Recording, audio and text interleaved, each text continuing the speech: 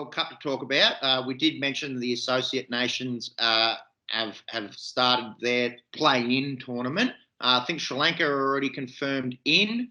Bangladesh dropped a game to Scotland, so I think they've got Papua New Guinea, so they should still go through. And by the end of tonight, I think we'll know who the last 4 teams are to come into the tournament proper.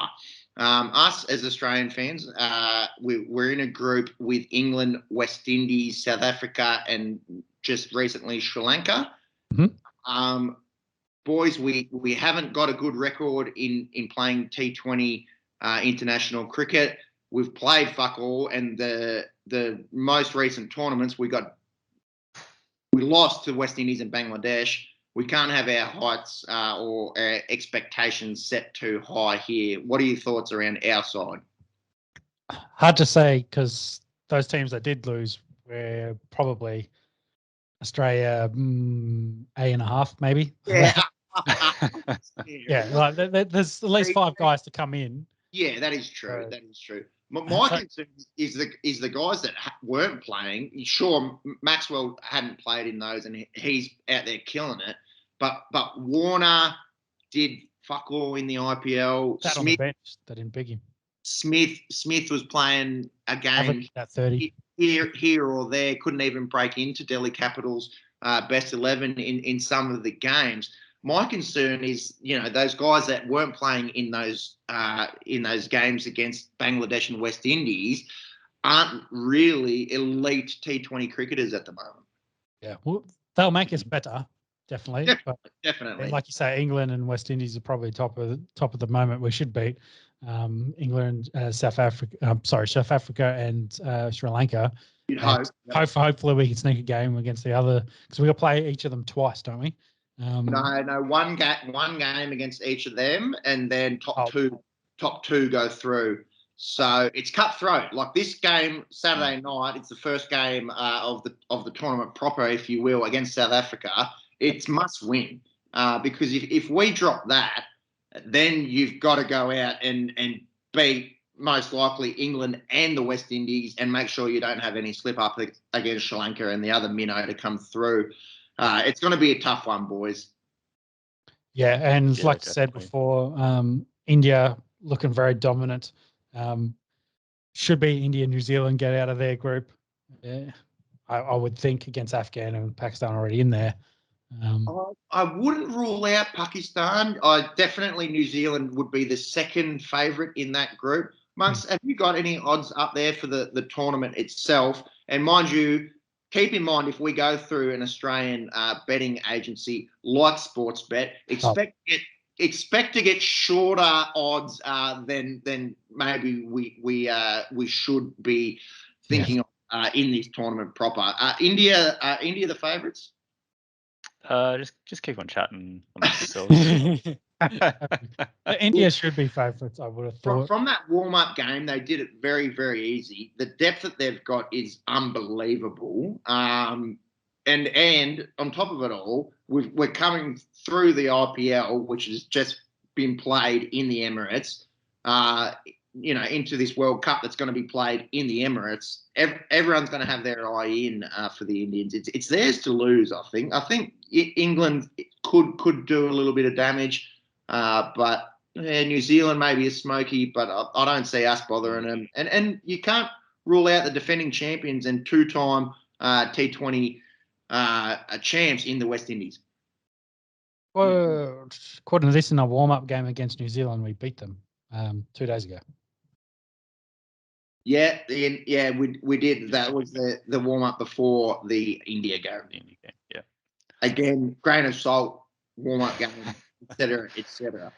That's it. Yeah. So I got the odds up here. So you're right. India are favourite at $3. England are second at $4.50. Obviously, with India being favourites, that's pushed New Zealand out to $7.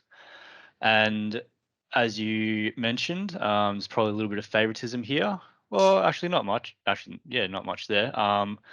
Aussies and West Indies are both at $7.50 at the moment. Just sitting outside. on paper and past performances, I wouldn't have us equal with the West Indies. So maybe a little bit of bias there. But look, can't wait, boys. It's been 5 years since the last T20 World Cup. Obviously pushed back a year because of COVID. Can I ask a quick question?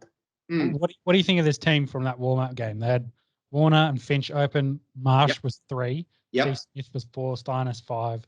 Wade, Agar, Stark, Inglis, and Zampa, I think, was the last one. Maxwell played, did he not? No, not in the New Zealand game that I'm looking at.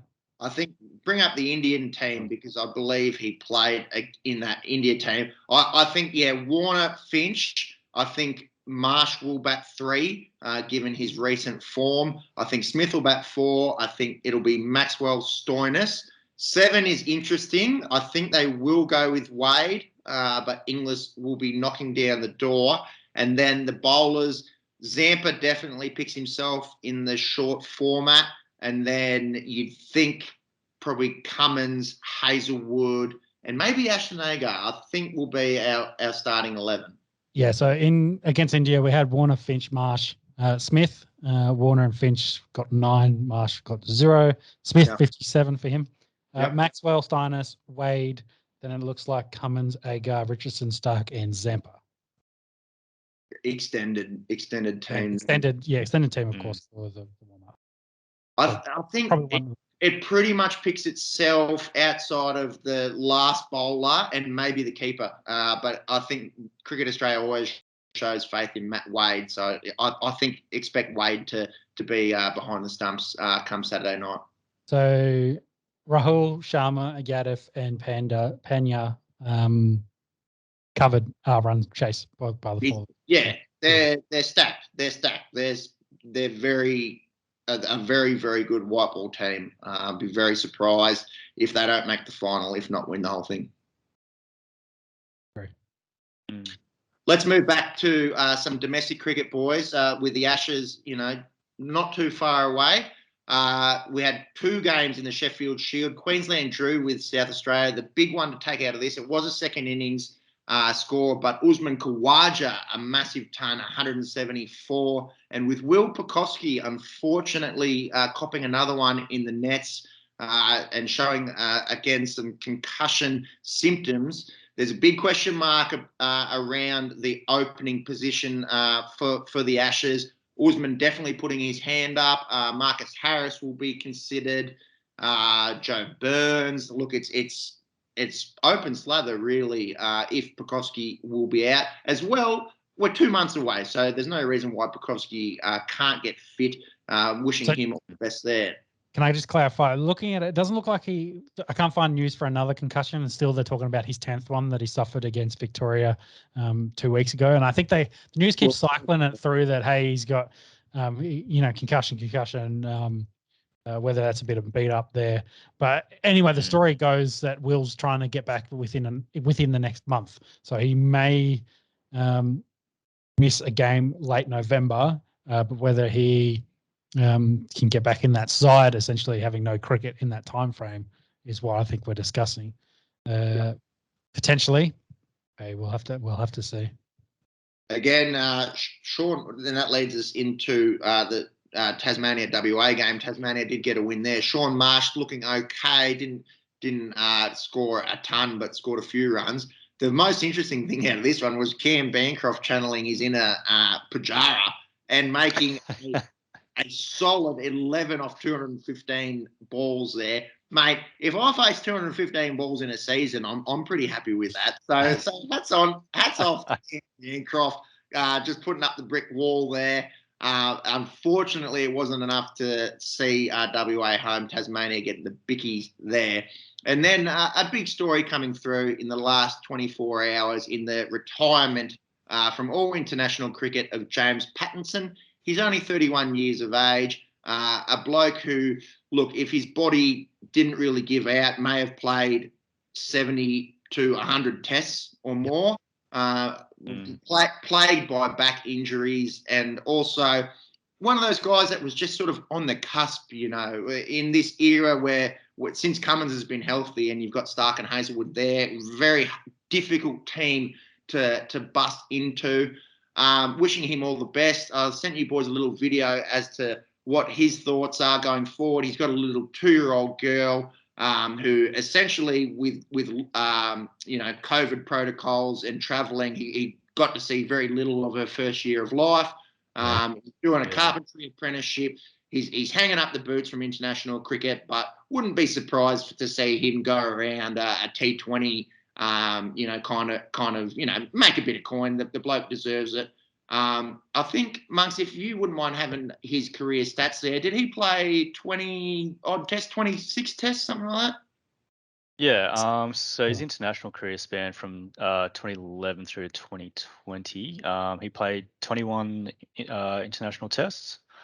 So yeah, I suppose so. Yeah, took 81 wickets. His best innings was 5 for 27. Yeah. What's that average? 25, 26 with the ball? Something like that, yeah. Look, who'd want to be a fast bowler? I mean, you got this guy, Jimmy Anderson, who is an absolute freak of nature, a Tom Brady, if you will, of just being able to just keep going and going and going. And then you see so many stories of these guys where, and most often they're back, but other areas that just give out, especially in today's cricketer. For some reason, I don't know if it is what that, there's a little bit more cricket being played, but some of the quicks just injury ravaged. Jason Behrendorff comes to mind, of a guy that missed a lot of cricket, and even Pat Cummins. We see how well he's playing these days, but he debuted at 18 and then missed a good 3 or 4 years through injuries. So, mate, who'd want to be one? Look, my social cricket team likes to say he looks like Tarzan and bowls like Jane. About myself, I definitely have the frame of a fast bowler, just none of the talent. I'd definitely rather sit down the other end these days. It's pretty hard bowling 8 overs in a Sunday social setting, let alone bowling 30 to 40 in a test match. Yeah. I think you hit the nail on the head with Patterson as well. Every time he kind of looked like he was going to push his way into the side, like if Stark was struggling, he very much would feel that role that Stark had.